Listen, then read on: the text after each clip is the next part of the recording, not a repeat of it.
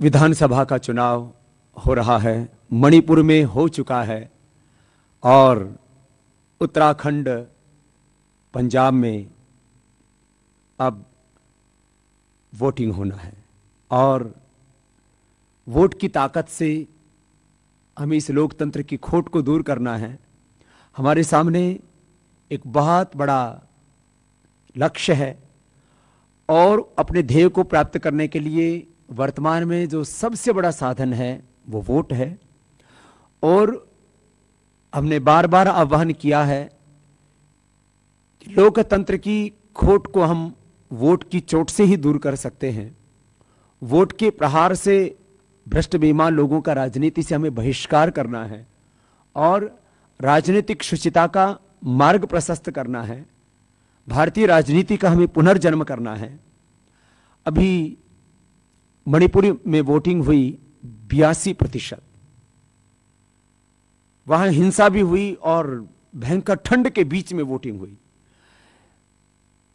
अब देखना है कि पंजाब में, उत्तराखंड में, यहां पर भी बहुत जगह हिमपात हो रहा है। उत्तराखंड में, पंजाब में भी ठंड तो है ही, और इसके बाद आगे बारी आएगी उत्तर प्रदेश की और गोवा की। वोट में बहुत बड़ी ताकत है, हमें यह पहचानना होगा। और 5 वर्ष में हमें एक बार मौका मिलता है। 5 सालों में 1885 दिन होते हैं। 1885 में से 1824 दिन हम अपने लिए जीते हैं। क्या एक दिन हम देश के लिए नहीं निकाल सकते? मुझ जैसे सन्यासी वो इस देश के लिए जब 365 दिन एक पीड़ा लेकर के, दिल में, एक हृदय में, अंतर में एक व्याकुलता लेकर के जब जीते हैं, तो एक दिन हम घर से जरूर वोट के लिए बाहर निकलेंगे। और हम यदि बाहर निकले तो देश में एक बहुत बड़ा परिवर्तन जरूर आएगा। हम धरनों के लिए बाहर निकल जाते हैं, प्रदर्शन के लिए बाहर निकल जाते हैं। ये ठीक है कि जब भी कोई जन आंदोलन खड़ा होता है तो उसमें हमें बाहर निकलना चाहिए। हमें सरकार की गलत नीतियों का विरोध करने के लिए बाहर निकलना चाहिए। जब काले धन की बात आई, भ्रष्टाचार की बात आई, तब लाखों नहीं करोड़ों लोग अपने घरों से बाहर निकले, ये हमने देखा है। लेकिन उस समय हम बाहर निकल करके खाली विरोध जता सकते हैं, हम आवाज उठा सकते हैं, और उन आवाजों को हमने बार बार देखा है, दबा दिया जाता है, अनसुना कर दिया जाता है, परिणाम बहुत बड़ा नहीं आता है। लेकिन हम वोट करके एक बहुत बड़ा परिणाम हासिल कर सकते हैं। यह सत्य है कि वर्तमान राजनीतिक दलों में कोई भी ऐसा दल नहीं बचा है जो 100% शुद्ध हो। इसलिए हम यह तो नहीं कह सकते कि इस पार्टी को आप वोट करें, लेकिन इतना जरूर कह सकते हैं कि अब ये जो देवासुर संग्राम चल रहा है, इसमें कृष्ण नीति को अपनाना चाहिए। और कृष्ण नीति यह है कि एक तरफ कौरव हैं, एक तरफ पांडव हैं। अर्थात एक तरफ बड़े अपराधी हैं और एक तरफ वो लोग हैं जिन्होंने भूल तो की है। धर्मराज युधिष्ठिर की तरह अपना साम्राज्य वो जुआ में उन्होंने हारा है और अपनी पत्नी को भी दांव पर लगाया है, मैंने अपनी प्रतिष्ठा को भी दांव पर लगाया है। फिर भी धर्मराज युधिष्ठिर को धर्मराज्य की स्थापना के लिए भगवान कृष्ण चुनते हैं। आज हमारे सामने विकट परिस्थिति है। एक तरफ वो लोग हैं जो देश के लगभग 400 लाख करोड़ रुपए की लूट के लिए गुनहगार हैं। ये आरोप नहीं है, बोफोर से लेकर के 2G स्कैम तक जिन पर घोटालों के आरोप ही नहीं लगे, वो प्रमाणित हो चुके हैं न्यायालयों में कि बोफोर्स घोटाला हुआ है, यूरिया घोटाला हुआ है, 2G स्कैम घोटाला हुआ है।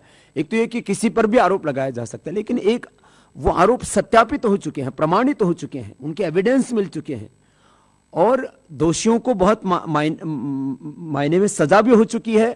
और जो है कुछ कानून की ऐसी पेचीदगियां हैं कि उसमें से छुट करके बाहर भी निकल गए हैं। लेकिन जो बड़े गुनहगार हैं, जो बड़े रूप में उसके लिए जिम्मेदार हैं, उनको तो हम वोट ना करें। देखो, गलतियां अपने घर में भी अपनों से भी होती है। इसका मतलब हमें किसी राजनीतिक दल के पक्षपात की हम बात नहीं कर रहे, लेकिन शुरुआत तो आखिर कहीं से करनी पड़ेगी। यह सत्य है कि वर्तमान राजनीति में कोई ऐसा शुद्ध विकल्प नहीं है जिसको हम आंख बंद करके कह सकें कि इसमें 1% भी गलत लोग नहीं है। लेकिन कम से कम जैसे हमने काले धन, भ्रष्टाचार और व्यवस्था परिवर्तन के लिए जब समर्थन की मुहिम चलाई, तो इसमें एक पार्टी को छोड़कर के बाकी ने कम से कम उन मुद्दों का समर्थन तो किया। कि ये कहा तो कि हमने यदि गलत किया हो तो हम उसकी सजा भुगतने के लिए तैयार हैं। यदि हमारा काला धन विदेश में है तो हम उसको लाने के लिए तैयार हैं। उसके लिए जनरल पर्पस एफआईआर दर्ज करो। तो चोर तो कभी एफआईआर दर्ज करने के लिए नहीं बोलेगा। तो एक पार्टी ने ये जो हमने एफआईआर की बात की, बहुत गहरी बात है कि काले धन को राष्ट्रीय संपत्ति घोषित करना, ये तो उस काले धन को बाहर से लाने की एक प्रक्रिया है कि उसकी ओनरशिप चेंज हो गई कि वो जो धन आएगा वो अब उसके ऊपर उस व्यक्ति का अधिकार नहीं रहेगा, देश का अधिकार रहेगा। लेकिन उसको वापस लाने के लिए prevention of corruption and money laundering act में एक प्रोविजन करके जनरल पर्पस एफआईआर दर्ज करना है, जिससे कि टॉप ब्यूरोक्रेट्स, टॉप पॉलिटिशियंस को, टॉप कॉर्पोरेट्स, इन तीन का ही पैसा बाहर है और तो किसी का बाहर हो ही नहीं सकता। जो बड़े खिलाड़ी हैं या जो है जो बड़े एक्टर्स हैं, क्रिकेटर्स हैं, उनका भी पैसा बाहर होने की संभावना जो है असंजय से लेकर के तमाम लोगों ने जताई है, वो भी उसी में आ जाते हैं, कॉर्पोरेट के अंदर आ जाते हैं।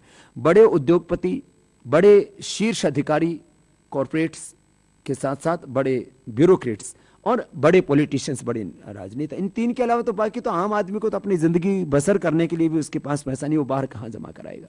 तो इन तीनों के ऊपर एक जनरल पर्पस एफआईआर दर्ज करने का हमने जो है प्रपोजल दिया और बेनिफिशियल ओनरशिप के डिक्लेरेशन का और पॉलिटिकल एक्सपोज पर्संस का United Nations convention against corruption के जो बड़े प्रोविजंस हैं उसके तहत हमने कार्रवाई करने के लिए जो है एक रूपरेखा तैयार की और उसके ऊपर एक पार्टी को छोड़कर के बाकी ने हामी भर दी। चाहे वो भाजपा है, भारतीय जनता पार्टी है, चाहे भारतीय कम्युनिस्ट पार्टी है, चाहे समाजवादी पार्टी के लोग हैं, चाहे सपा के लोग हैं, अकाली दल के लोग हैं, उन्होंने सहमति दे दी। आखिर एक पार्टी ने नहीं दी।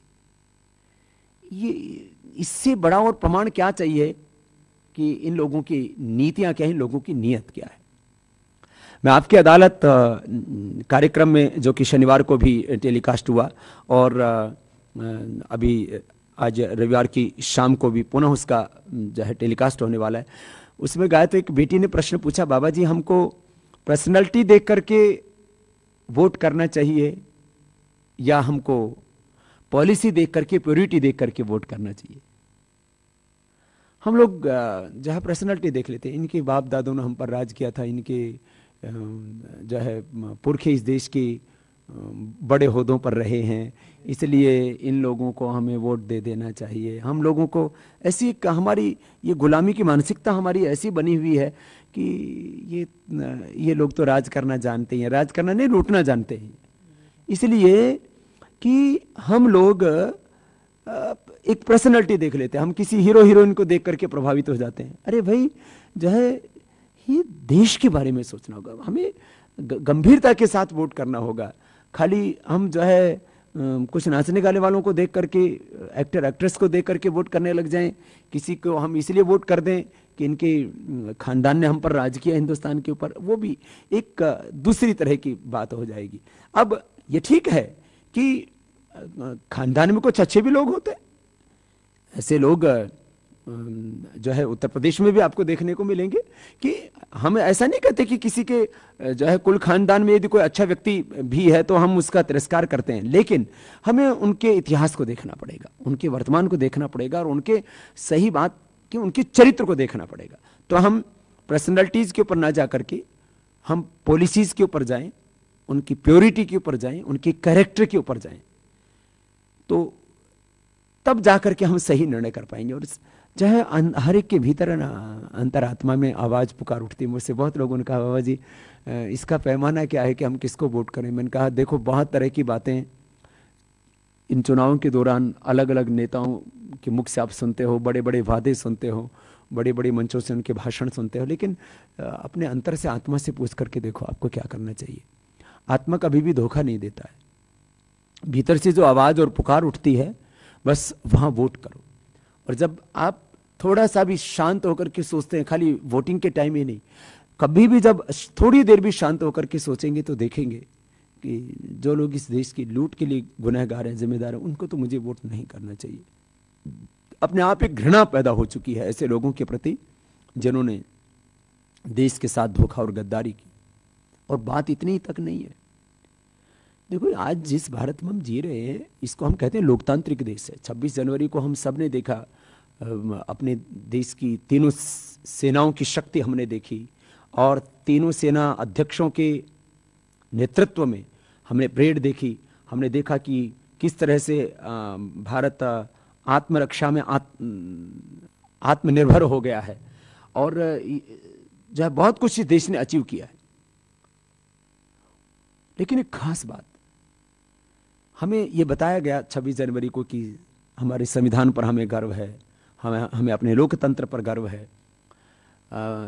ये ठीक है कि इसमें भी बहुत सा झूठ हमें सिखाया गया कि 15 अगस्त 1947 को देश आज़ाद हो गया, जबकि हकीकत ये है कि 15 अगस्त 1947 को एक ट्रांसफर ऑफ पावर एग्रीमेंट करके, सत्ता का समझौता करके हमने जो है इस देश को फिर से एक लंबे समय तक एक और ऐसी वैचारिक गुलामी की ओर धकेल दिया। अंग्रेजों के आदर्शों के अनुरूप ही आज ये हिंदुस्तान चल रहा। उन्हीं की भाषा, उन्हीं की विचार, उन्हीं की सिद्धांत, उन्हीं की संस्कृति, उन्हीं की सभ्यता और इन्हीं के मूल्य आदर्श आज इस राष्ट्र में चल रहे हैं। इससे भी एक और बड़ी दुर्भाग्य की बात हमें कहा गया कि आज़ादी के बाद फिर एक संविधान सभा बनी और 26 जनवरी 1950 से इस देश में अपना संविधान लागू हो गया। लेकिन हकीकत में तो ऐसा नहीं है। आज इस देश में संविधान है कहाँ? जो संविधान में लिखा है वो इस देश में नहीं होता। इस देश में राष्ट्रीय स्तर की मैं बात कर रहा हूं, एक परिवार के एक खानदान के एक दो लोग जो कह देते हैं वो हिंदुस्तान में हो रहा है। तो इस हिंदुस्तान में संविधान की हत्या कर दी गई है, लोकतंत्र को बंधक बना लिया गया और संविधान के शीर्ष पदों पर ऐसे लोगों को बैठा दिया गया है जो आजादी के इतिहास में सबसे कमजोर लोग हैं। इससे तो मैंने एक तरह से ये लोकतंत्र का अपमान है, एक तरह से संविधान का अपमान है, संवैधानिक संस्थाओं का अपमान है। एक तरह से इस पूरे 121 करोड़ के देश को कुछ लोगों ने बंधक से बना लिया है, अपनी उसको अपनी जागीर समझ लिया है, अपनी बपोती समझ लिया है, अपनी विरासत समझ लिया है कि बस जैसा हम चाहेंगे वैसे हिंदुस्तान को चलाएंगे। और हम हिंदुस्तानियों को एक तरह से बेबस, लाचार, गुलाम समझ लिया है। माना कि हिंदुस्तान के लोग कम पढ़े लिखे हैं, अनपढ़ भी हैं, लेकिन इतनी मूर्ख तो नहीं है कि वो अपने देश के बारे में सोच नहीं पाए। तो एक तरफ हमारे सामने पूरा हिंदुस्तान है और एक तरफ कुछ चुनिंदे, कुछ ऐसे लोग जो इस देश को लूटना चाहते हैं। तो हम वोट करते समय देखें कि आखिर हमें वोट किसको करना है। माना कि लोकतंत्र की पूरी मुक्ति के लिए, लोकतंत्र इस देश में सच्चे रूप में स्थापित करने के लिए अभी बहुत वक्त लगेगा, राजनीतिक पूर्ण शुचिता के लिए। लेकिन शुरुआत तो हम कहीं से करें। जिन्होंने पूरा हिंदुस्तान लूट लिया उनको अपने प्रदेशों को तो ना लूटने दे।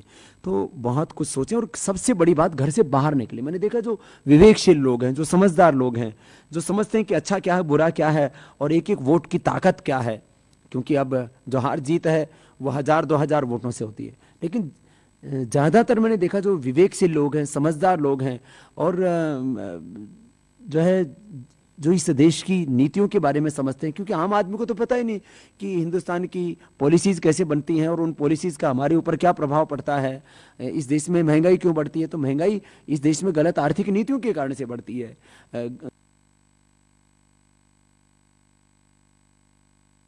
इस देश की चाहे महंगाई से लेकर के गरीबी से लेकर के जो भी देश के आज हालात है, चाहे हमारे रुपए की दुर्दशा है, आज हमारे रुपए का अवमूल्यन हो रहा है। तो ये सारी जो चीज़ें, इनके बारे में जो जानते हैं कि अर्थव्यवस्था क्या है, शासन व्यवस्था क्या है, कर प्रणाली, टैक्सेशन सिस्टम क्या है, इकोनॉमिक पॉलिसीज़ क्या है, फॉरेन पॉलिसीज़ क्या है, कैसे हमारा देश चल रहा है, कैसे पूरी दुनिया में व्यापार चल रहा है, व्यवहार चल रहा है, आज पूरी दुनिया के सामने हम कहाँ खड़े हैं। जो थोड़े से विवेक से लोग हैं, वो उनमें से मैक्सिमम लोग वोट करने नहीं जाते। तो सबसे बड़ी बात, हम घर से वोट करने के लिए बाहर निकले, हम स्वयं वोट करने जाते हैं। जब हमें नहीं पता था तो हम भी वोट करने नहीं जाते थे। आज जो है, जैसे वोट स्टार्ट होता है तो सबसे पहले वोटिंग करने के लिए हम जाते हैं। उसका उद्देश्य यही है कि हम अपने सब काम करें। हम किसान हैं, हम खेती करें, हम सर्विसमैन हैं, प्राइवेट जॉब है चाहे वो गवर्नमेंट जॉब है, हम नौकरी पर जाएं, हम इंडस्ट्री चला रहे हैं, अपना उद्योग चलाएं, हमारी दुकान है, बिजनेस है, व्यापार है, वो सब काम करने हैं हमको। जो है, हम एक स्टूडेंट हैं, हमें पढ़ना है, हम एक टीचर हैं, लेक्चरर, प्रोफेसर, हमें पढ़ाना है, हम डॉक्टर हैं, हमें इलाज करना है, हम इंजीनियर हैं, हमें निर्माण करना, सब काम करना है। लेकिन वोट के दिन वोट करना है। दुनिया के 30 से ज्यादा देशों में तो अनिवार्य मतदान का विधान है, कंपल्सरी वोटिंग बोलते हैं अंग्रेजी में उसको। और जो वोट नहीं करता उनको कोई ना कोई दंड दिया जाता है, जिससे कि लोग अवेयर हों, जागरूक हों वोट करने के लिए। अब हम कहते हैं कि सारी चीज कानून से होंगी, नहीं, ऐसा नहीं है। कुछ तो हमारी भी तो जिम्मेदारी बनती है। तो हम माने कि इस देश में अनिवार्य मतदान का, कंपल्सरी वोटिंग का कानून नहीं है। हम चाहते हैं कि अनिवार्य मतदान का कानून हिंदुस्तान में बने, लेकिन और भी हमारे चुनाव सुधारों के अंदर स्टेट फंडिंग इलेक्शन की बात है, राज्य पोषित जो है चुनाव हों, तो ये सब चीज़ें आगे की बात है। लेकिन आज भी तो हमारा दायित्व है, कर्तव्य है कि हम खुद वोट करने के लिए बाहर जाएं। और यदि हम वोट करने के लिए बाहर जाएंगे तो निश्चित रूप से हम इस देश में एक बड़ा परिवर्तन ला सकते हैं।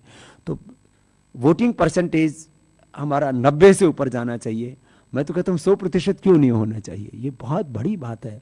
एक दिन का वोट जो है वो हमारे लिए 1825 दिन काम करता है और उससे हमें बहुत कुछ हासिल होगा। तो कम से कम एक यात्रा शुरू हुई है, इस दिशा में हम अपना योगदान जरूर दें, क्योंकि यदि हमने वोट नहीं किया तो हम भी गुनहगार होंगे।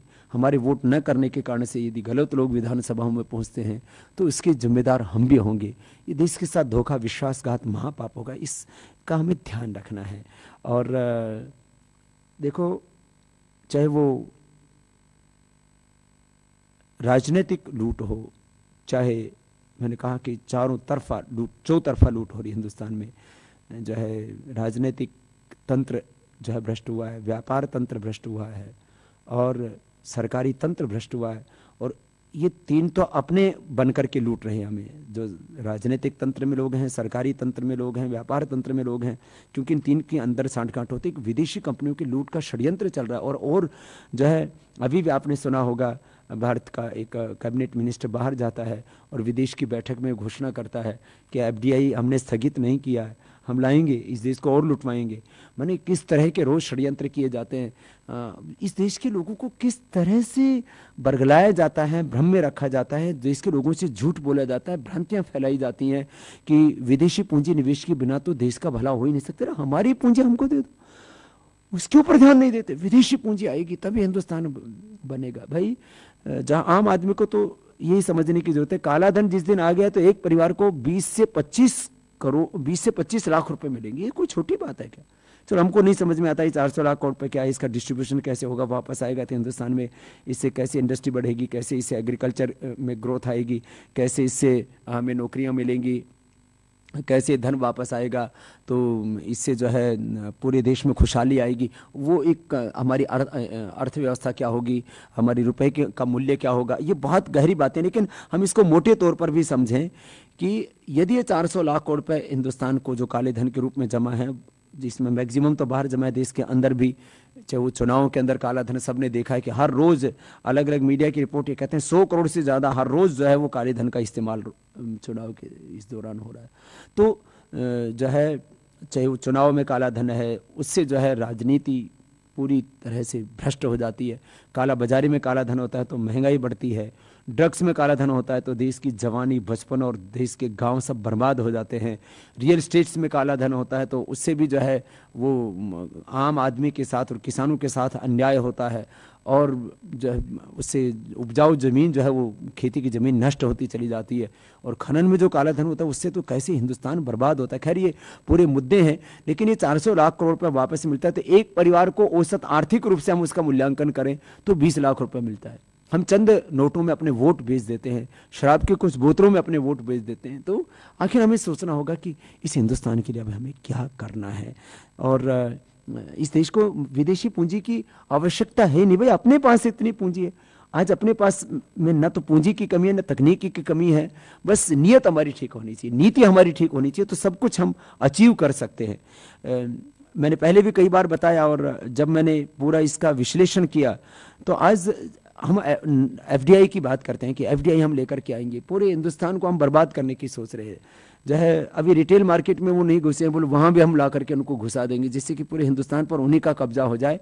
कहने को हम आज़ाद हों लेकिन आर्थिक रूप से पूरी तरह से हम गुलाम हो जाएं, और करीब देश की 25% जो आबादी है हिंदुस्तान की, वो जो है आर्थिक रूप से पूरी तरह से एक तरह से दरिद्र हो जाए।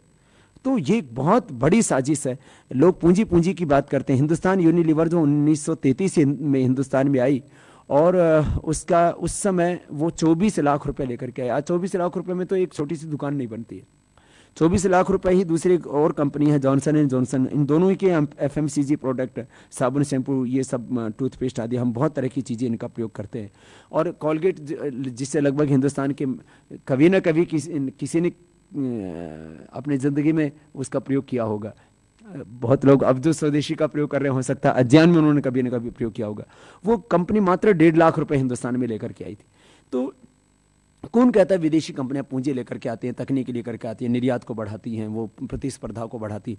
कॉलगेट पामोलिव इस देश में 1.5 लाख रुपए लेकर के आती है, और जॉनसन एंड जॉनसन इस देश में 24 लाख रुपए लेकर के आती है। हिंदुस्तान लीवर इस देश के अंदर 24 लाख रुपए लेकर के आती है। आज उस हिंदुस्तान यूनिलीवर का जो आर्थिक साम्राज्य है, जिसको मार्केट जो है कैपिटलाइजेशन बोला जाता है, वो उसका 84,000 करोड़ रुपए, 84,451 करोड़ रुपए उसका, और उसका टर्नओवर जो है वो 20,000 करोड़ रुपए से ज़्यादा बढ़ चुका है करीब जो है। और उसका कुल जो मुनाफा है, अब एक कंपनी जो 20 लाख रुपए हिंदुस्तान में लेकर के आई, आज उसका जो मुनाफा है साल का वो ही करीब 2,153 करोड़ रुपए का, 2,153 करोड़ 25 लाख तो उसने खुद बताया है। माने कितना लुटा है हिंदुस्तान। ये तो एक कंपनी की मैं छोटी सी बात आपको इसलिए बता रहा हूँ, जो इस देश को विदेशी कंपनियों के हवाले करना चाहते हैं, जो इस देश के रिटेल मार्केट को पूरी तरह से जो है विदेशी कंपनियों को सौंपना चाहते हैं।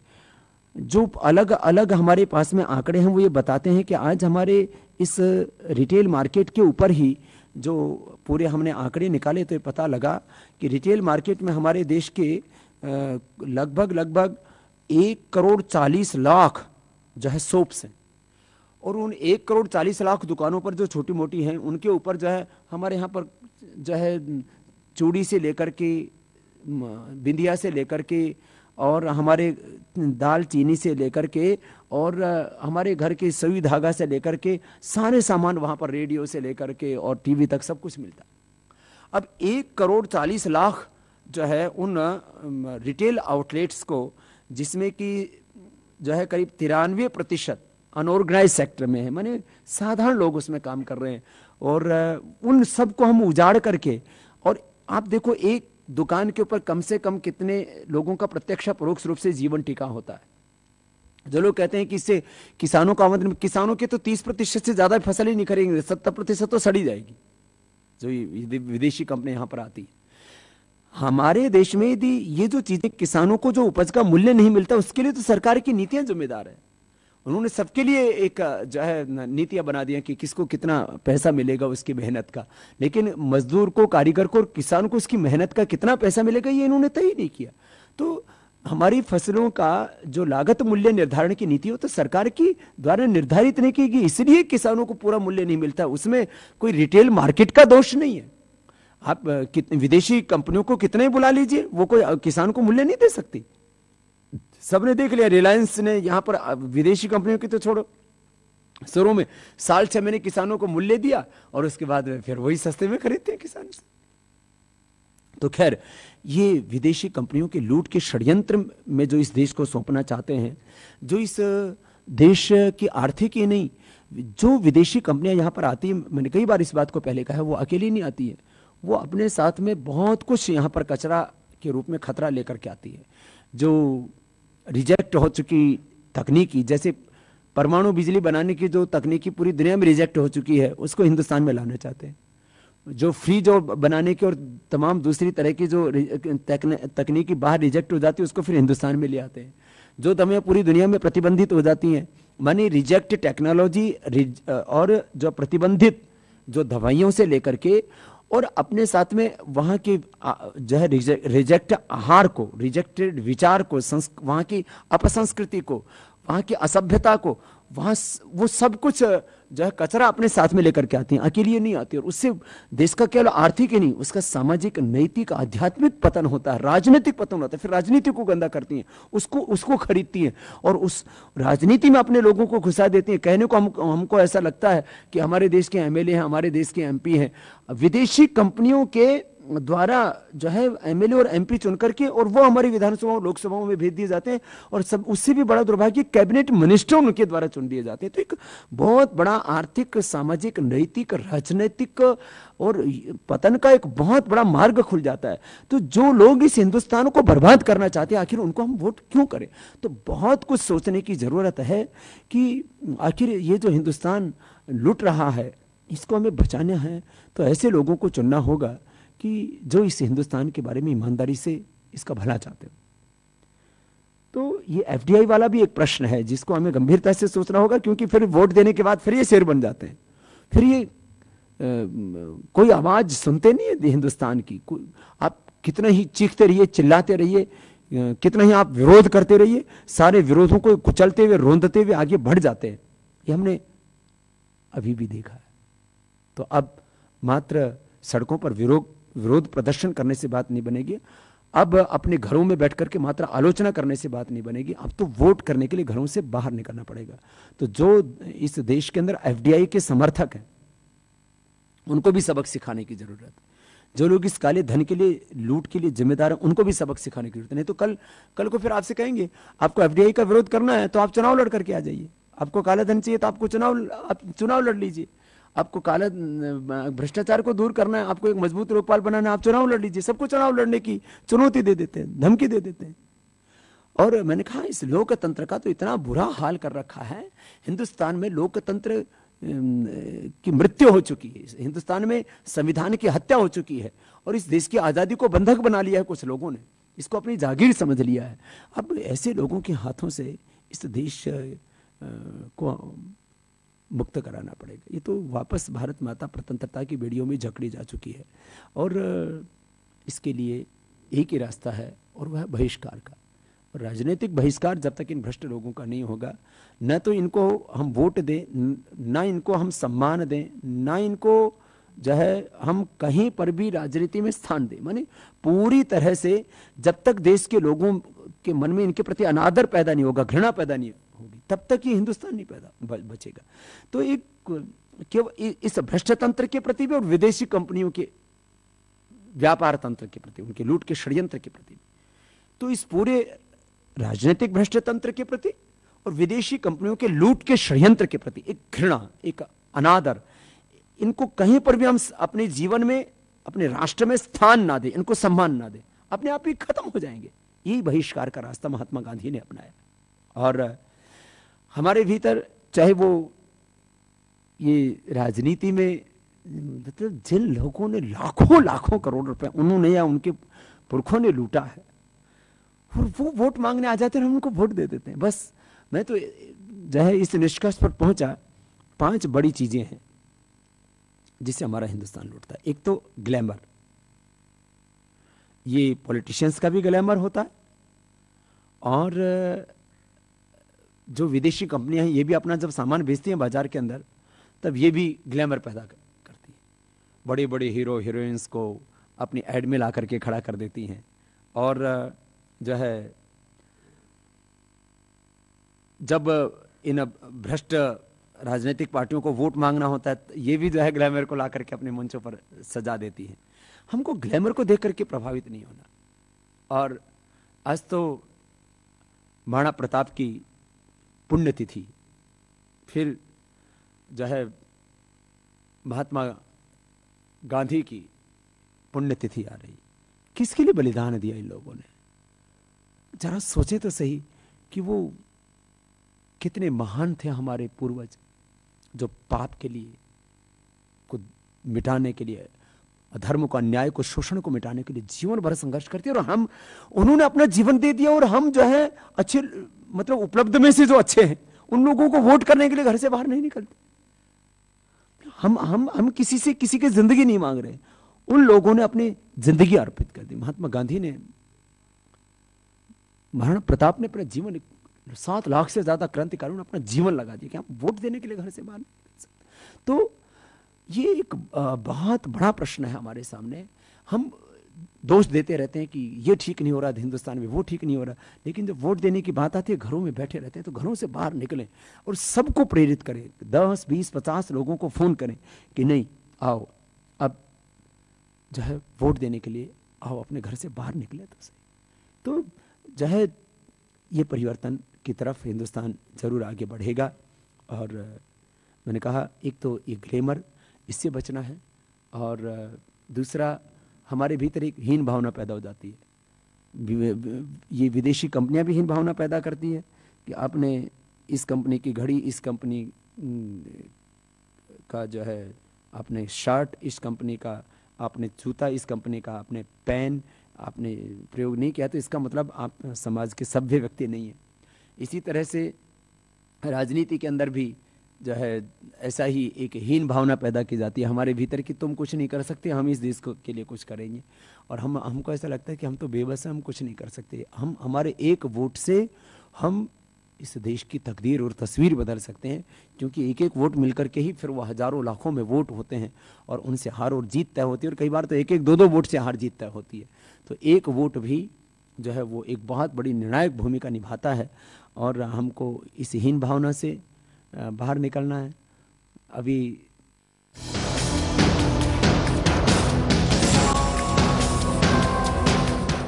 चुनाव लोकतंत्र का महापर्व है। चुनाव में निष्कलंक व योग्य व्यक्तियों को वोट करके हमें लोकतंत्र को लूट तंत्र होने से बचाना है। चुनाव के समय हमें यह संदेश भी जन जन तक पहुंचाना है कि 400 लाख करोड़ का काला धन देश को मिलने से कैसे देश व देशवासियों की तकदीर ही बदल सकती है। जब तक काला धन देश को नहीं मिलेगा, तब तक भारत गरीबी से मुक्त हो ही नहीं सकता। गरीबी हटाने व विकास के नाम पर कुछ पार्टियां 64 वर्षों से देश पर राज कर रही हैं, लेकिन हकीकत देश के सामने है।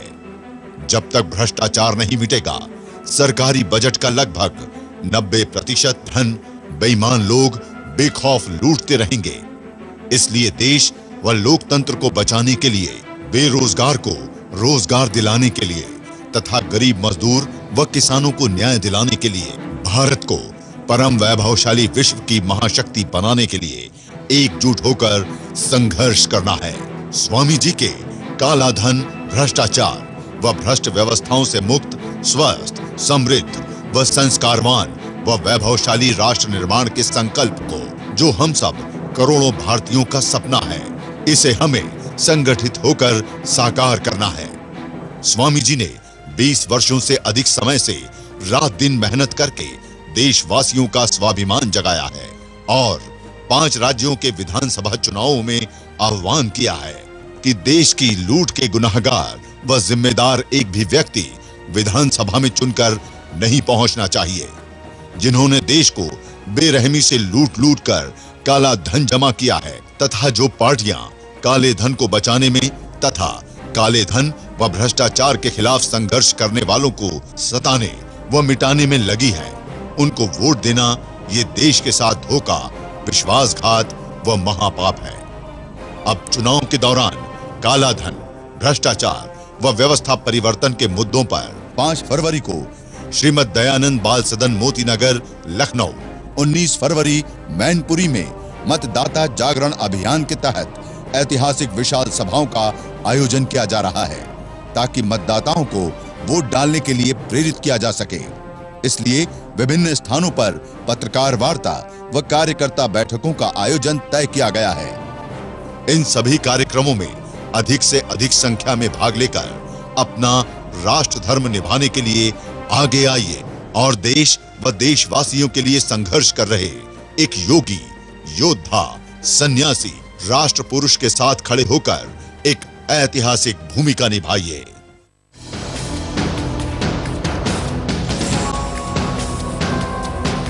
डॉक्टर सुब्रमण्यम स्वामी के द्वारा दिल्ली के मावलंकर हॉल में fight against corruption and black money विषय पर 4 फरवरी दोपहर 3:30 बजे राष्ट्रीय सम्मेलन रखा गया है। काले धन व भ्रष्टाचार के खिलाफ संपूर्ण राष्ट्र में नव जागरण करने वाले राष्ट्र नायक स्वामी रामदेव जी महाराज मुख्य अतिथि के रूप में इस सम्मेलन को संबोधित करेंगे। सम्मेलन में श्री के.एन. गोविंदाचार्य, श्री एस. गुरुमूर्ति, श्री अजित डोवाल और डॉक्टर वेद प्रताप वैदिक आदि प्रामाणिक गणमान्य अतिथि भी अपने विचार। आप सभी को हम इस कार्यक्रम में सादर आमंत्रित करते हैं। कार्यक्रम में शामिल होने व अधिक जानकारी के लिए संपर्क करें। ऋषियों का ज्ञान, आयुर्वेद की शक्ति, हमारे अनुभव और वर्षों का अनुसंधान, पतंजलि योग पीठ का विश्वास, सुबह से शाम तक हर पल आपके आरोग्य के लिए आपके साथ। आंवला एलोवेरा जूस एवं बेल मुरब्बा आदि स्वास्थ्यवर्धक उत्पादों और जीवनदायिनी जड़ी बूटियों, अष्टवर्ग व केशर आदि से निर्मित स्पेशल च्यवनप्राश और भी बहुत कुछ आपके आरोग्य की रक्षा के लिए आश्रम द्वारा संचालित सभी पतंजलि चिकित्सालयों पर उपलब्ध। हुआ है जो है उनके खून में, उनके खानदान में ही जो है वो बेईमानी घुसी हुई है। तो ऐसे युवा हों या बुढ़े हों, बुजुर्ग भी अच्छे हो सकते हैं और युवा भी इस देश के लिए बहुत बड़े घातक हो सकते हैं। हमें देखना होगा कि खाली हम जो है बस उत्साह में ये युवा है चलो इसको वोट कर देते हैं, ये युवा नेतृत्व देश को मिलेगा। हाँ, कुछ युवा हैं, उनके बारे में हम बताएंगे जब उत्तर प्रदेश जाएंगे, लेकिन अभी उत्तराखंड और पंजाब की बात कर रहे हैं। बहुत कुछ हमें देखना है, बहुत कुछ हमें सोचना है और बहुत सोच समझ करके हमें वोट करना है, जिससे कि इस देश के लिए हम कुछ कर पाए। तो मैं कह रहा था, कई बार हमारे भीतर कृत्रिम उत्साह भर दिया जाता है। जब भी आप देखेंगे कोई साबुन बेचने वाली कंपनी, शैम्पू बेचने वाली कंपनी,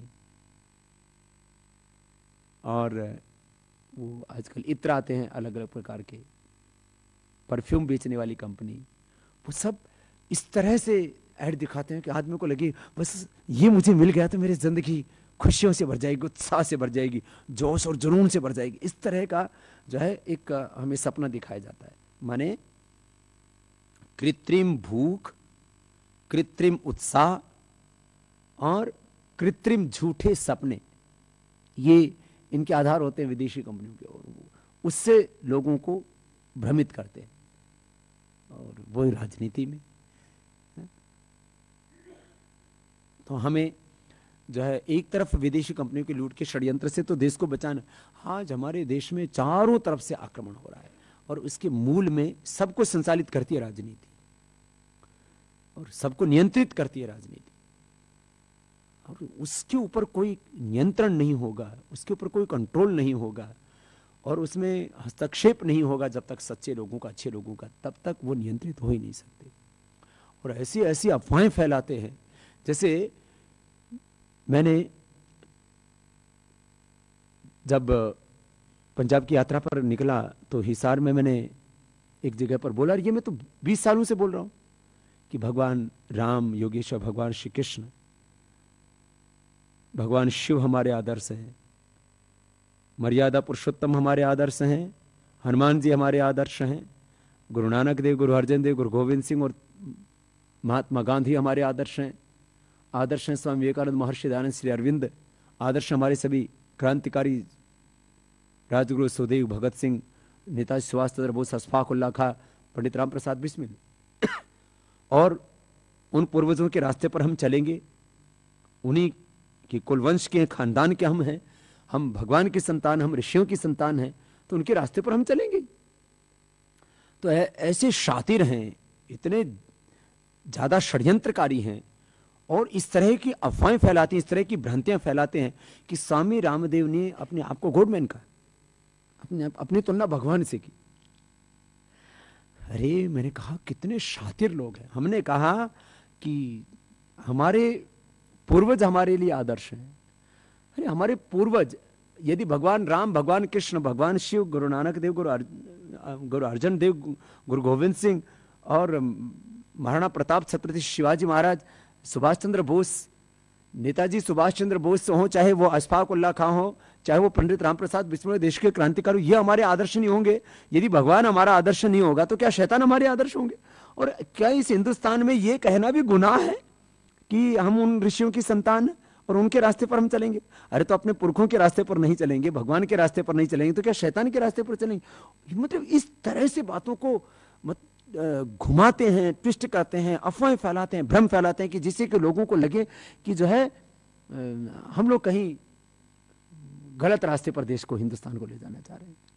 मैंने बहुत ही षड्यंत्रकारी, बहुत ही जिसको कहे ना, आम भाषा में कहा जाता है ना कि बहुत जाहिल लोग हैं, बहुत कुटिल लोग हैं, बहुत गिरे हुए, जैसे आम भाषा में बोला जाता है कि इतनी नीचता की हद तक गिर जाते हैं कि वहां पर कुछ उससे आगे गिरा ही नहीं जा सकता।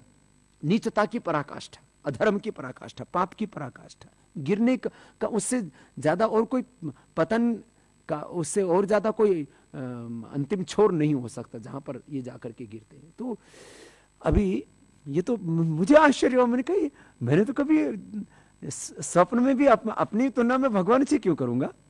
हाँ, हम भगवान को केंद्र में रख करके जीते और अपने आप को ईश्वर पुत्र मानते हैं, ऋषि पुत्र मानते हैं, और हमारे पूर्वज हैं राम और कृष्ण। अब इसके ऊपर भी आपत्ति? अरे इतनी ज्यादा साजिशें करके बातों को घुमाया जाता है। मेरा कहने का तात्पर्य ये है कि हमने जो जंग छेड़ी है बहुत बड़ी, और ये केवल मेरी और आपकी जंग नहीं है, ये केवल पतंजलि योगपीठ से जुड़े हुए कुछ करोड़ों लोगों की जंग नहीं है। आज तक हमने 10 करोड़ से ज़्यादा जिन लोगों को अलग अलग जगह सभाएं करके हमने इस अभियान के साथ में जोड़ा, केवल उनका ये संकल्प नहीं है। ये तो अब एक बहुत बड़ा देवासुर संग्राम है। अब तो ये एक ऐसा धर्म युद्ध है, एक हमारे सामने एक इतना बड़ा संकट है, इतनी बड़ी चुनौती है, और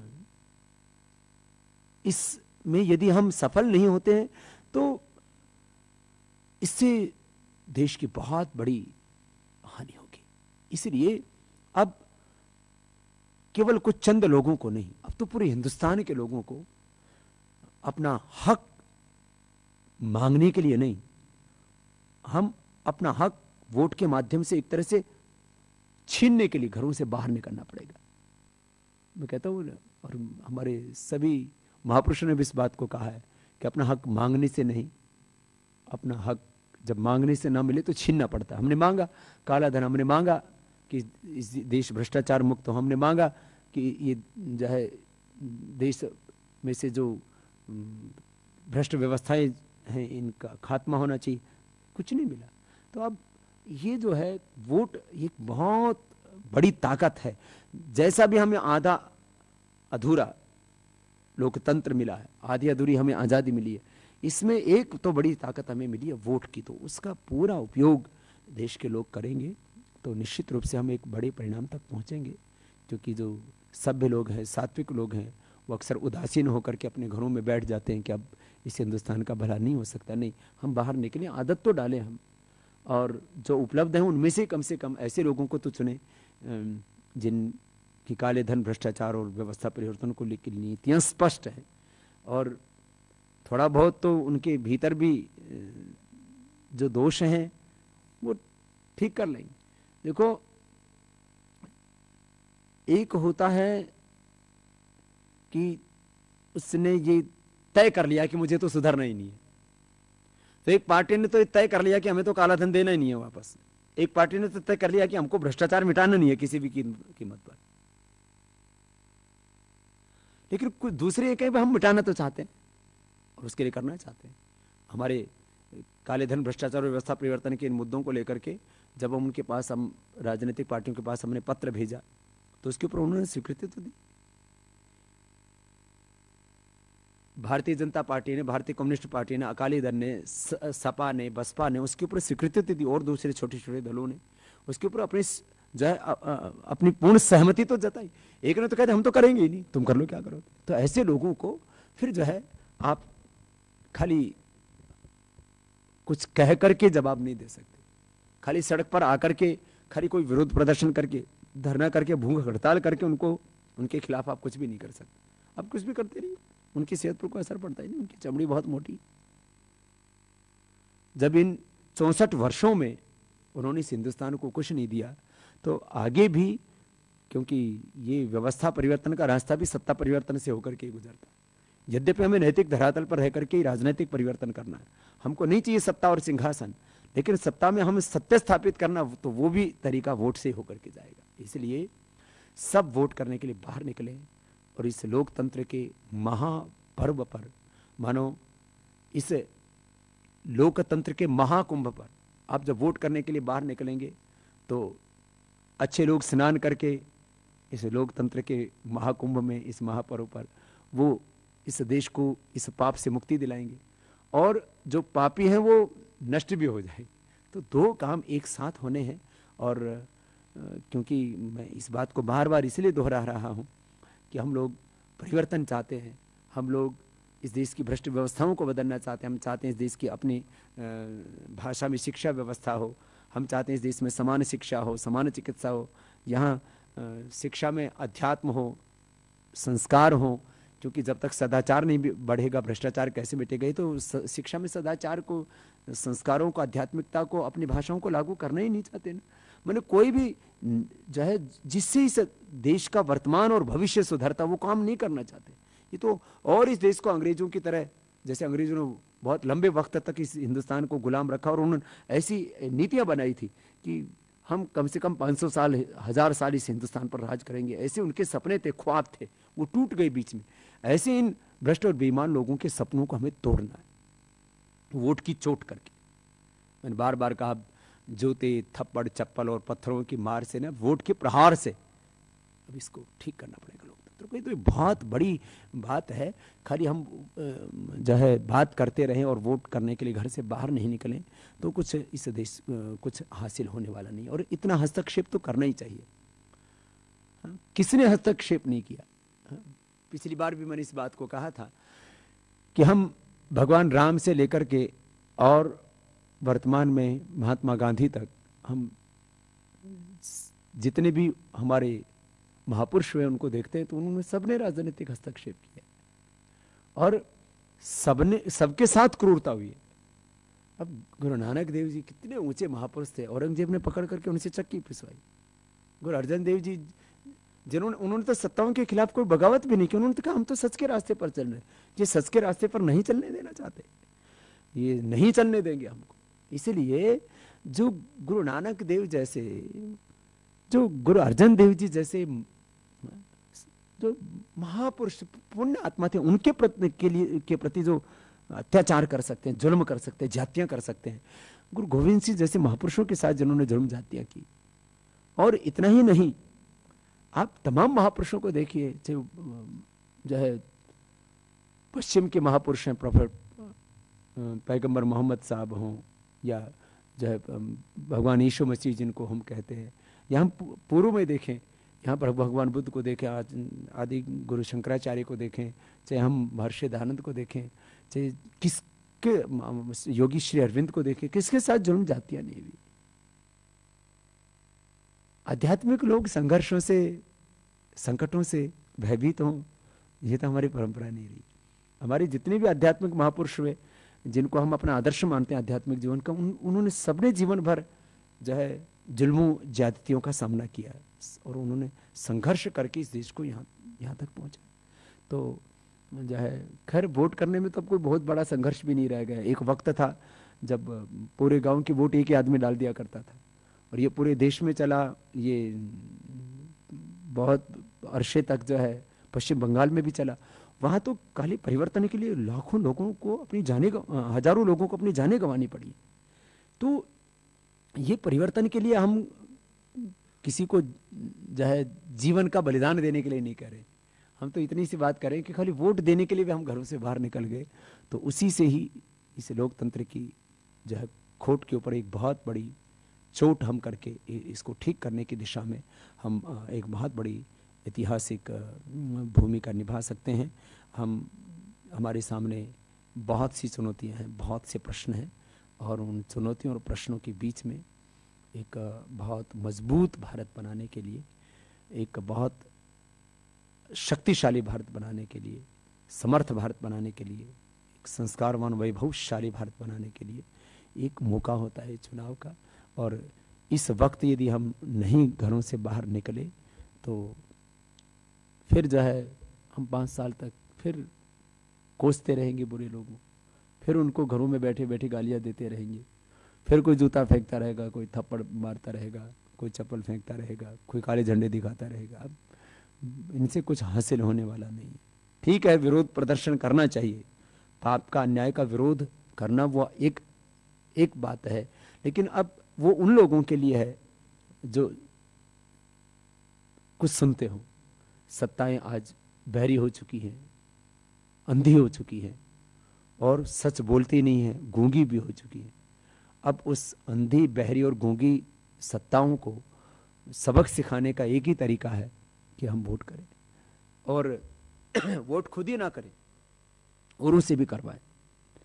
और इसीलिए मतदाता जागरण अभियान के तहत हम उत्तराखंड में भी गए, पंजाब में भी गए, अब उत्तर प्रदेश में बहुत बड़ी सभा लखनऊ से करके इस काम को फिर आगे मैनपुरी और राठ दूर तक इसको ले जाना चाहते हैं।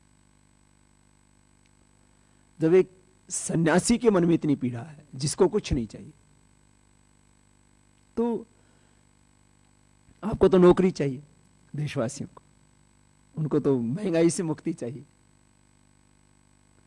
जब हमको नौकरी चाहिए, जब हमको महंगाई नहीं चाहिए, जब हमको रोजगार चाहिए, जब हमको अच्छे स्कूल, कॉलेज, यूनिवर्सिटी चाहिए, अच्छे हॉस्पिटल चाहिए, जब हमें एक मजबूत हिंदुस्तान, किसानों को अपनी उपज का पूरा मूल्य चाहिए, ये सब कुछ हमको चाहिए, लेकिन हम सही लोगों को वोट ना करें या वोट करने के लिए निकले ही नहीं, तब तो कुछ हासिल नहीं होगा। और फिर हमको बस ऐसे वादे कर करके कि हम तुम्हारे लिए, ये तो सारी पार्टियां उसमें शामिल हो चुकी हैं कि इस देश के वैभव को खत्म कर दिया, इस देश की आध्यात्मिकता को खत्म कर दिया, और अभी भी जो कुछ रहा सहा है उसको एकदम मटिया मेट करने में लगे हुए। योग, आयुर्वेद, अध्यात्म, भारतीय संस्कृति के जितने भी उच्च आदर्श हैं, हम उन सब को मिटाने में लगे एक तरफ से, और इन सब को मिटा करके इस हिंदुस्तान को पता नहीं क्या बनाना चाहते। तो अब यदि हम समग्रता से मूल्यांकन करें चीज़ों का, तो हमारे सामने एक ही रास्ता बचता है कि अभी जो कम से कम उपलब्ध हैं उनमें से हम जो कम बेईमान हैं, जिनके ऊपर कम आरोप हैं, जो कम जिम्मेदार हैं, ऐसे तो सभी राजनीतिक पार्टियां कमोबेश गुनहगार हैं, जिम्मेदार हैं, काले धन के लिए भी, भ्रष्टाचार के लिए भी, इस देश की दुर्दशा के लिए भी। लेकिन एक जो 90% जिम्मेदार हैं, पहले उनसे तो निपटो। कहीं पर भी जो है जब शुद्धिकरण की बात आती है, कहीं पर भी जो है जब किसी भी क्षेत्र में जब हमें सत्य को स्थापित करना होता है, तो एक तरफ से शुरू तो होती है यात्रा, तो यहां से हम शुरू करें तो निश्चित रूप से हम एक मुकाम तक पहुंचेंगे। हम महात्मा गांधी के बलिदान को, महाराणा प्रताप के बलिदान को, क्योंकि 29 जनवरी महाराणा प्रताप जी की पुण्यतिथि है और 23 जनवरी महात्मा गांधी जी की पुण्यतिथि है। और ये दोनों ही दिन मात्र ऐतिहासिक ही दिन नहीं है कि उन लोगों के जीवन से हमको कुछ तो प्रेरणा लेनी चाहिए कि जिन्होंने पूरा जीवन एक एक पल देश के लिए जिया हो, घास की रोटियां खाई हों, जीवन भर जंगलों में संघर्ष किया हो, जीवन भर अत्याचारियों के साथ में जिन्होंने एक लंबा, एक कभी भी न थमने वाला सिलसिला जुल्मों का उनको सह करके और इस देश को बहुत कुछ दिलाया हो, ऐसे महापुरुषों को याद करके कुछ तो हमारे हृदय में उठेगा। तो ये राजनीतिक जागरूकता की एक बहुत बड़ी ज़रूरत है हिंदुस्तान को। जैसे स्वास्थ्य के प्रति कुछ जागरूकता आई है हिंदुस्तान में, ऐसे ही राजनीतिक जागरूकता हम उसको बोलें, पॉलिटिकल अवेयरनेस उसको हम बोलें, या हम उसको राजनीतिक साक्षरता बोलें, पॉलिटिकल एजुकेशन हम उसको बोलें। कुछ तो हमें पता होना चाहिए हमारा देश क्या है, हमारे देश की ताकत क्या और कैसे ये लोकतंत्र चलता है और लोकतंत्र में वोट की ताकत क्या है। इन सब बिंदुओं पर जरूर सब भाई बहन विचार करेंगे और हम एक बड़े निर्णय तक जरूर पहुंचेंगे। यद्यपि ये प्रारंभ होगा सत्ता के शुद्धिकरण का, भारतीय राजनीति की पुनर्जन्म का, इस देश को आर्थिक और सामाजिक न्याय दिलाने का, लेकिन शुरुआत तो हमें कहीं ना कहीं से करनी ही पड़ेगी।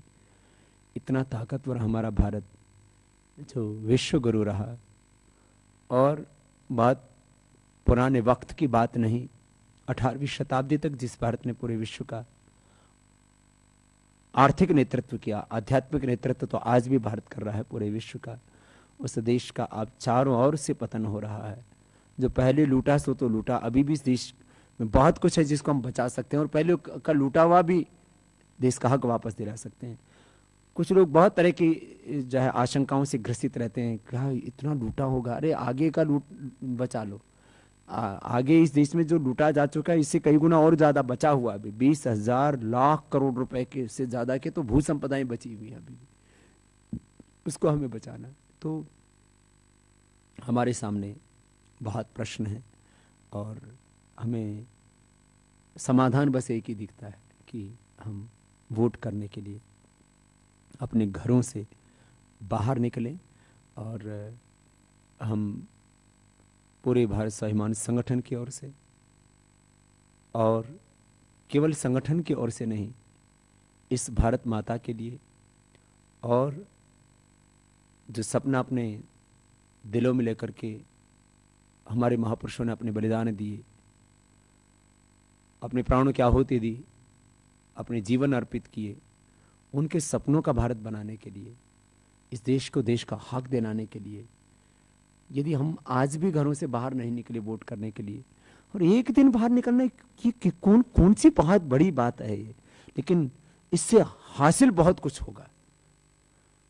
हम खाली वोट के दिन पिकनिक करने के लिए चले जाएं, वोट के दिन कहीं तीर्थ करने के लिए जाएं, इससे बड़ा और कोई तीर्थ नहीं होगा।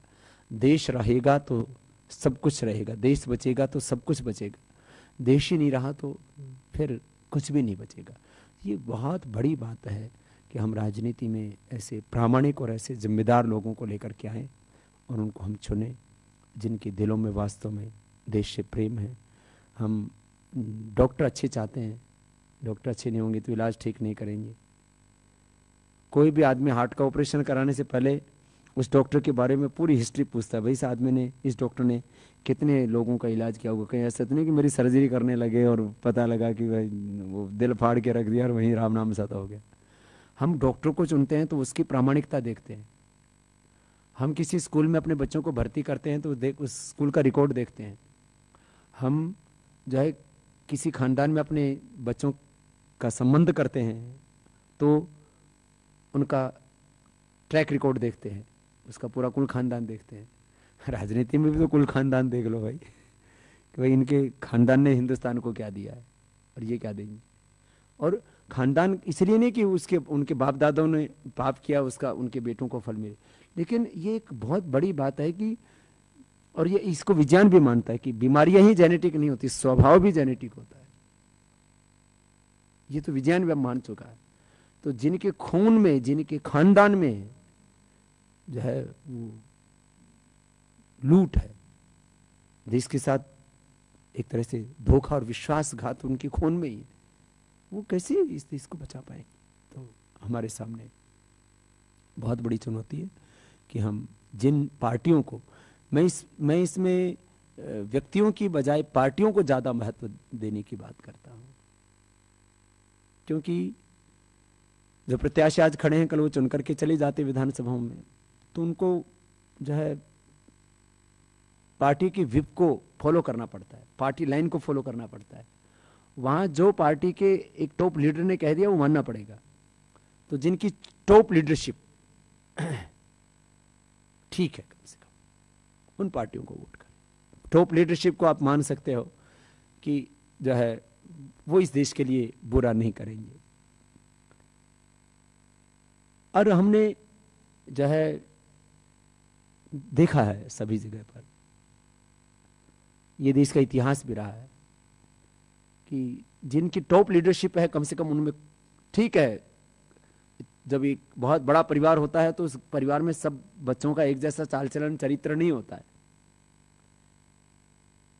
एक ही परिवार में कोई साधु बन जाता है, एक ही परिवार में कोई डाकू भी बन जाता है, लेकिन उस परिवार का मुखिया ठीक होना चाहिए। परिवार का मुखिया ठीक होता है तो थोड़ी नीचे की गड़बड़ी भी ठीक कर लेता है।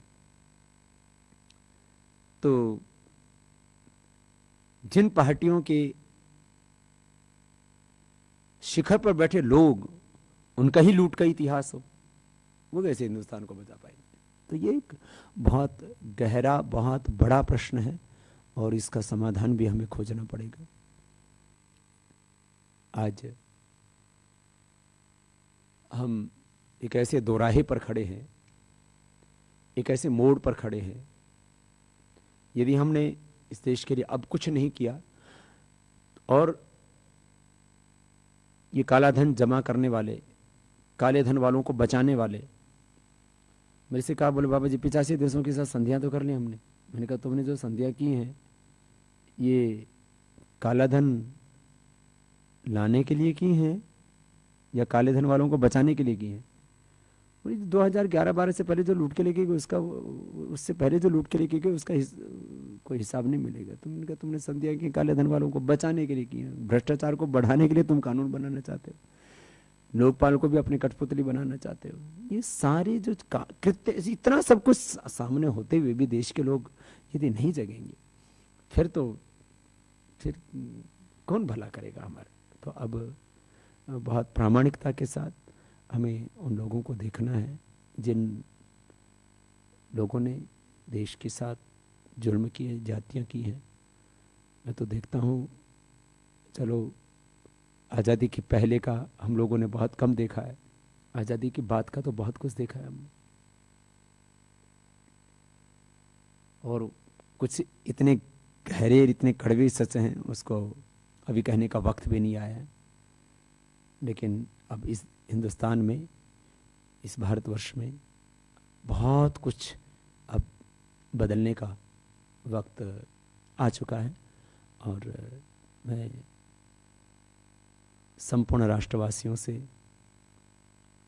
बहुत ही विनम्रता के साथ इस भारत माता को बचाने के लिए, जिसके ऊपर चारों ओर से संकट हैं, सीमाओं पर अलग खतरा है, देश के भीतर अलग तरह के चारों ओर से खतरे मंडरा रहे हैं।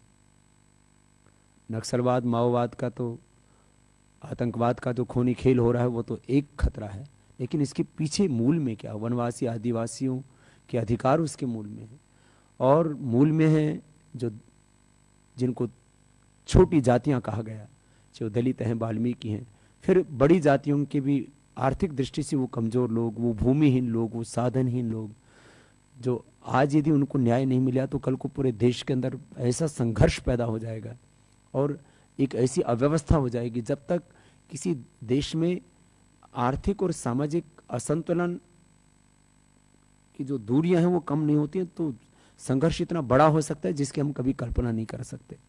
ये इस देश में ये गृह युद्ध जैसी स्थिति बन जाएगी। तो भारत माता के ऊपर कई तरह के संकट हैं। सामाजिक संकट अलग हैं, आर्थिक संकट अलग हैं, आध्यात्मिक संकट अलग हैं, राजनीतिक संकट अलग हैं, विदेशी कंपनियों की लूट के षड्यंत्र का संकट अलग है। कई तरह के हमारे सामने संकट हैं और चुनौतियों से घिरा हुआ ये भारत।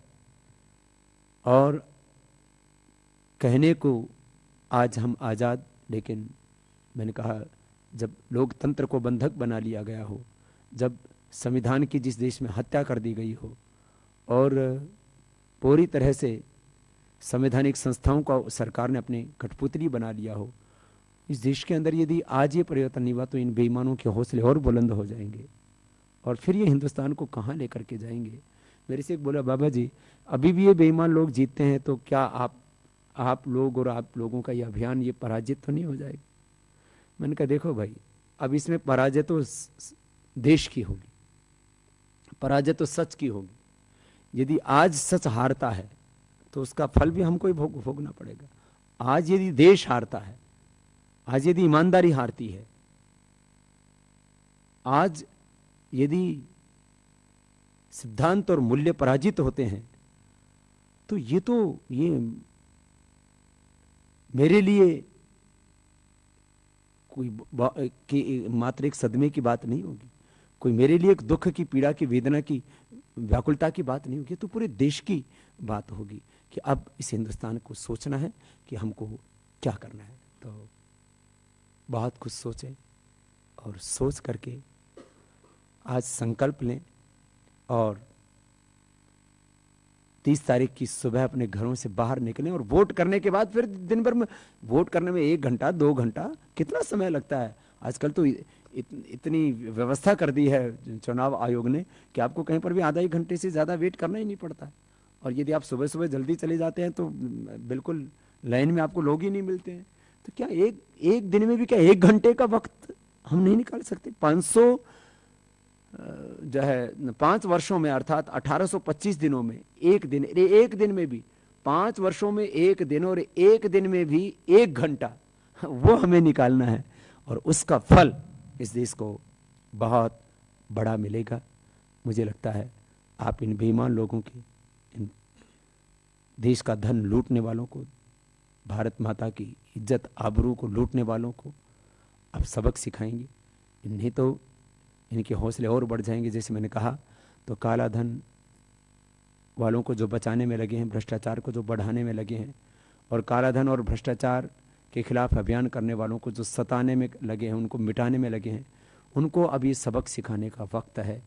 और यदि हमने उनको सबक नहीं सिखाया तो मैंने कहा उनके हौसले और बढ़ जाएंगे और इससे सत्य को और सताया जाएगा, देश को और सताया जाएगा और देश को लूटा जाएगा।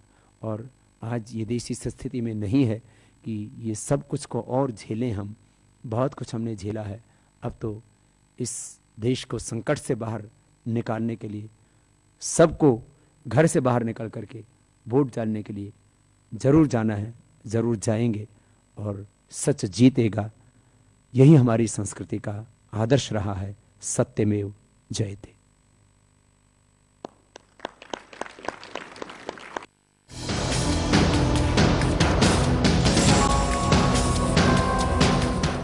चुनाव लोकतंत्र का महापर्व है। चुनाव में निष्कलंक व योग्य व्यक्तियों को वोट करके हमें लोकतंत्र को लूटतंत्र होने से बचाना है। चुनाव के समय हमें यह संदेश भी जन जन तक पहुंचाना है कि 400 लाख करोड़ का काला धन देश को मिलने से कैसे देश व देशवासियों की तकदीर ही बदल सकती है। जब तक काला धन देश को नहीं मिलेगा तब तक भारत गरीबी से मुक्त हो ही नहीं सकता। गरीबी हटाने व विकास के नाम पर कुछ पार्टियां 64 वर्षों से देश पर राज कर रही हैं, लेकिन हकीकत देश के सामने है। जब तक भ्रष्टाचार नहीं मिटेगा, सरकारी बजट का लगभग 90% धन बेईमान लोग बेखौफ लूटते रहेंगे। इसलिए देश व लोकतंत्र को बचाने के लिए, बेरोजगार को रोजगार दिलाने के लिए तथा गरीब मजदूर व किसानों को न्याय दिलाने के लिए भारत को परम वैभवशाली विश्व की महाशक्ति बनाने के लिए एकजुट होकर संघर्ष करना है। स्वामी जी के काला धन भ्रष्टाचार व भ्रष्ट व्यवस्थाओं से मुक्त, स्वस्थ, समृद्ध व संस्कारवान व वैभवशाली राष्ट्र निर्माण के संकल्प को, जो हम सब करोड़ों भारतीयों का सपना है, इसे हमें संगठित होकर साकार करना है। स्वामी जी ने 20 वर्षों से अधिक समय से रात दिन मेहनत करके देशवासियों का स्वाभिमान जगाया है और 5 राज्यों के विधानसभा चुनावों में आह्वान किया है कि देश की लूट के गुनाहगार व जिम्मेदार एक भी व्यक्ति विधानसभा में चुनकर नहीं पहुंचना चाहिए। जिन्होंने देश को बेरहमी से लूट कर काला धन जमा किया है तथा जो पार्टियां काले धन को बचाने में तथा काले धन व भ्रष्टाचार के खिलाफ संघर्ष करने वालों को सताने व मिटाने में लगी है, उनको वोट देना ये देश के साथ धोखा, विश्वासघात व महापाप है।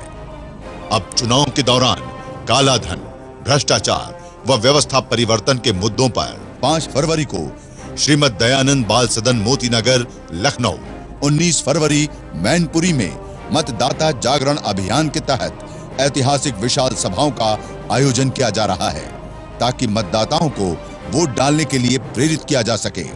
इसलिए विभिन्न स्थानों पर पत्रकार वार्ता व कार्यकर्ता बैठकों का आयोजन तय किया गया है। इन सभी कार्यक्रमों में अधिक से अधिक संख्या में भाग लेकर अपना राष्ट्र धर्म निभाने के लिए आगे आइए और देश व देशवासियों के लिए संघर्ष कर रहे एक योगी, योद्धा, सन्यासी, राष्ट्र पुरुष के साथ खड़े होकर एक ऐतिहासिक भूमिका निभाइए।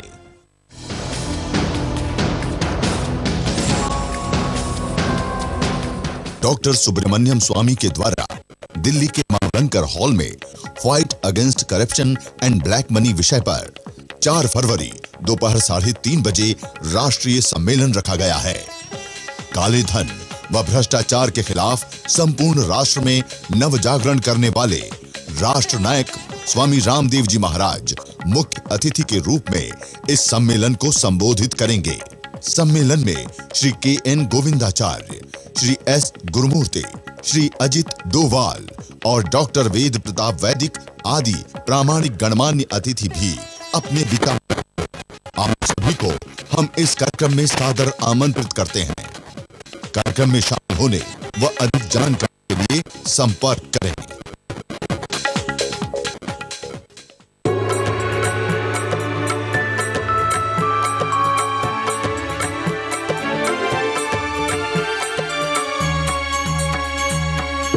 आस्था जीवन का आधार। योग ऋषि स्वामी रामदेव जी द्वारा रचित योग साधना एवं योग चिकित्सा रहस्य तथा प्राणायाम रहस्य पुस्तकों द्वारा अष्टांग योग, यौगिक चिकित्सा, प्राणायाम तथा ध्यान आदि योग की विशिष्ट प्रक्रियाओं का प्रशिक्षण लेकर असाध्य रोगों से मुक्ति पाएं। आज ही योग साधना एवं योग चिकित्सा रहस्य तथा प्राणायाम रहस्य पुस्तकें घर लाएं, स्वस्थ और निरोगी जीवन पाएं।